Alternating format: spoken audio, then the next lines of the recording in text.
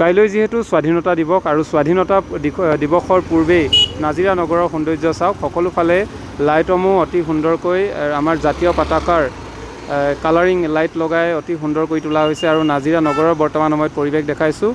যিহেতু ৭৯তম স্বাধীনতা দিৱস আৰু এই স্বাধীনতা দিৱস আমাৰ প্ৰতিটো স্বাধীনতা দিৱসে স্বাধীনতা দিৱস দিনটোৱে আমাৰ বাবে অতি গুৰুত্বপূৰ্ণ। কাৰণ ব্ৰিটিছৰ ঔপনিৱেশিক শাসনৰ পৰা মুক্তি লাভ কৰি আমি যিদৰে বৰ্তমান সময়ত এই ৭৮টা বছৰৰ ভিতৰতে বিশ্বৰ এখন সৰ্বশক্তিমান দেশৰ নাগৰিক হিচাপে আমি নিজকে প্ৰতিষ্ঠা লাভ কৰিছোঁ, বা আমি এখন সৰ্বশক্তিমান দেশৰ নাগৰিক হিচাপে আমি পৰিচয় দিব পাৰিছোঁ। আমাৰ দেশৰ সামৰিক শক্তি হওক, অৰ্থনৈতিক শক্তি, সকলো ক্ষেত্ৰতে আমাৰ দেশ আগবাঢ়ি গৈছে। আৰু এনে এখন দেশৰ নাগৰিক হিচাপে আমি স্বাধীনতা দিৱসটো অতি সুন্দৰকৈ উদযাপন কৰাটো আমাৰ প্ৰতিজন নাগৰিকৰে কৰ্তব্য। আৰু তাৰ মাজতে এই নাজিৰা নগৰৰ পৰিৱেশ দেখাইছোঁ। যিহেতু সমগ্ৰ দেশখন ৰং তুলিকাৰে সজাই তোলা হৈছে, সমান্তৰালভাৱে অসমৰো।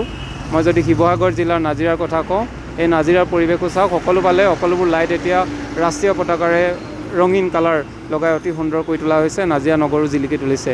আৰু কালিলৈ বিশেষ দিনটো সমগ্ৰ দেশবাসীয়ে অতি সুন্দৰকৈ উদযাপন কৰাৰ উদ্দেশ্যে এইদৰেই গোটেই দেশখনে সজাই পৰাই তোলা হৈছে। তাৰে অংশস্বৰূপে নাজিৰাৰো এই ব্যতিক্ৰমী বিশেষ পৰিৱেশ আপোনালোকক দেখাবলৈ চেষ্টা কৰিছোঁ।